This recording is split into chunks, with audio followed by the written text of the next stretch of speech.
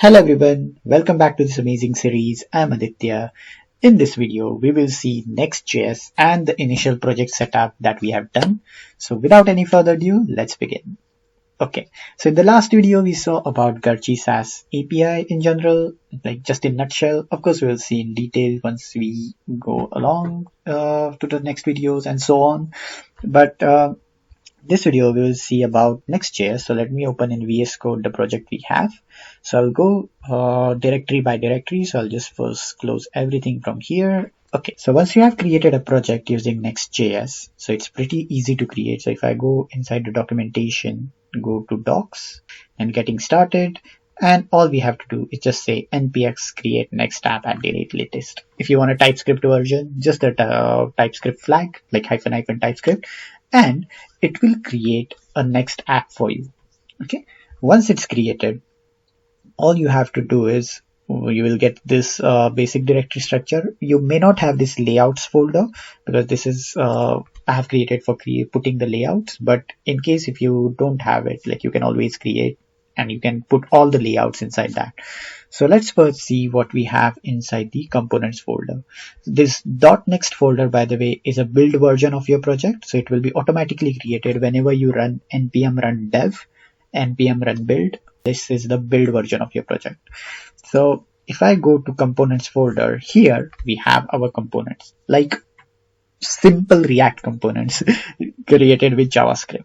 So we'll be using JavaScript in this project just to keep things simple. Then, as I said, these are the components folder. So we have the logo component, which is the logo using the image tag. So this is the next image component. So with Nextjs, you also get their own components. So there is a link component, there is an image component, and I guess there is a script component as well. So if I go down over here, you will see there is a head component, there is script component, then there is a next image component, there is a next link component. So these components are pretty amazing because they are well optimized, and also they are very easy to use. So here we have the image component, and this image component, guys, it's so amazing that if the image is not in the viewport, it won't be loaded. But you can also load it with priority, but it kind of optimize your images. But also to use those images, so if you're using it from an external URL, in this case I'm using it from the external URL, so in that case all I have to make sure is that whatever URL or domain that is related to that external URL, I just have to put it inside the next config.js over here inside the images object. Inside the images there will be domains. It will be an array of the array of strings of domains. So by this you can just whitelist those domains so that use this image component. Oh, where is it? Over here, this image component, and use the src prop of it to render the image. Now these each props like layout, object fit, object position, and everything, you can find them inside next image documentation.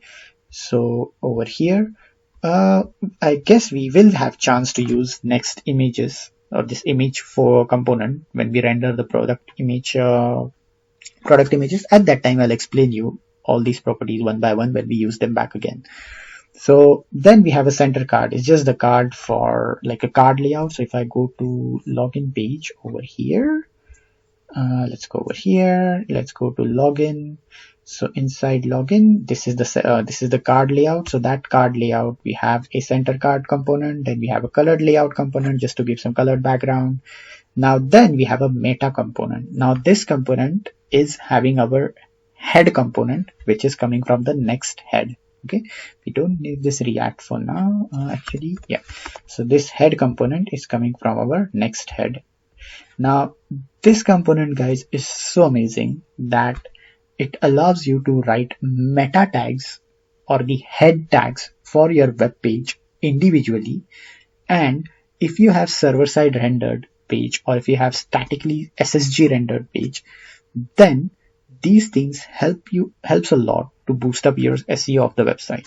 Okay, because generally in single page application, these things are loaded with JavaScript most of the time, and then it might affect the SEO. But with SSG or SSR, it becomes super simple, or actually it becomes super amazing. So here we have just the basic skeleton of our meta tags, because the description, the title, the URL will be passed as a prop, and rest of the thing is going to remain the same. So instead of using it again and again on each pages, what I did was just to create a meta component and have an head component inside that, write all the meta tags and just pass this description, URL, title as a prop. And then inside index.js, to give an example, here we are using it.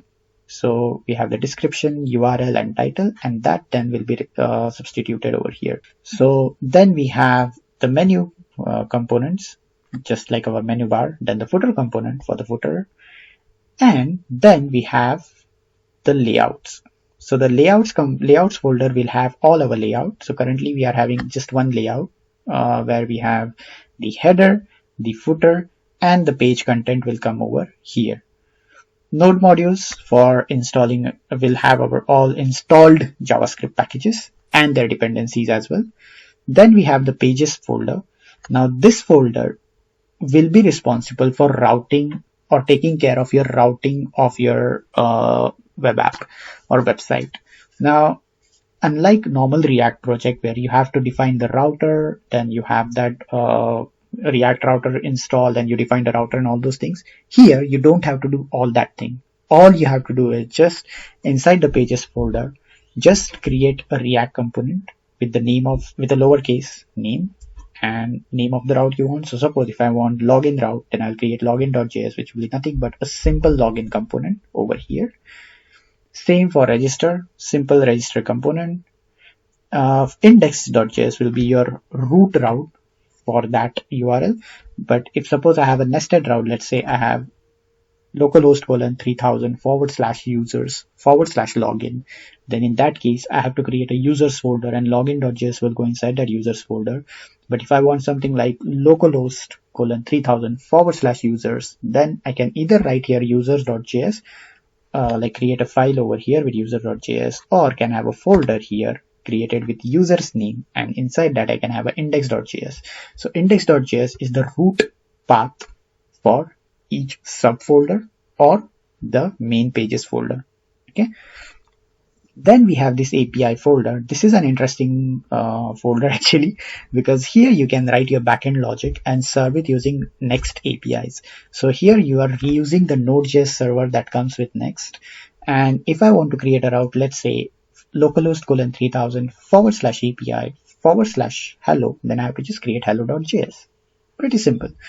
It's not restricted to just static route. You can also create dynamic routes, like when you want, suppose if you're passing, getting the product's detail and you have the product ID passed in the route, then you could say products / and the dynamic variable. We will see how it can be done. Then we have here _app.js. Now, like in every other framework, this is the entry component. So inside our React project, like the normal React project, we have app.js or app.jsx component. Here we have _app.js, which is overwriting the default app.js that comes with Next.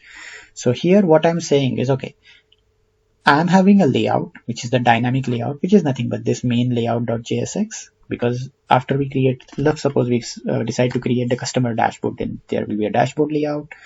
Then we need to create a dashboard layout here and we need to switch the layout. So we can dynamically switch the layout depending on the route. So here I'm taking that layout, importing the main layout, and I'm saying here, okay, when a layout list, inside this layout list, I will be passing through the component the name of the layout. If it is not passed, then the default layout is the main layout, and then that layout will be substituted here. And now this component refers to the each route mapped component. Okay. So for instance, if we go to login route, then login component will come over here as a login component, and the page props will be the props of that component. Okay. Then it's same for register, it's same for index.js as well. Now, if I go to index.js here, you'll see like we can pass the name of layout like this, like home.layout equal to the main layout, which will be cached over here. Over here. Because that component is referring to the component being rendered for that route. Then we have the public folder to keep our public assets, styles folder for our stylings. So by default, we have a globals.css file. Here, as we are using Tailwind CSS, we can put the Tailwind utilities over here. So if I go back over here, let's close this. If I go over here, installing Tailwind CSS using Nextjs, here you will see like this Tailwind utilities we need to add inside the globals.css so that it will be applicable for all the components in our app. So globals.css, as you might have guessed, is the global CSS file for your entire project. You can also create CSS file restricted for each component or for each page component. All you have to do is just create a new file here. Let's say we are creating for login, then login dot then module dot css, and then simply import this inside your login.js, and you can use the styling as a normal React project or a React component. Then we have .env file. Now, as Nextjs is used to create full stack apps, so you can have environment variables which can be used on the browser side, and you can have environment variables which can be used on the server side. So if whichever variables you want to use on the browser side, all you have to do is make sure you have next_public as a prefix. Whichever variables you want to use on a server side, you just have to write them as it is. And then next will automatically make the variables public or private depending on your prefix for the variables you have put in.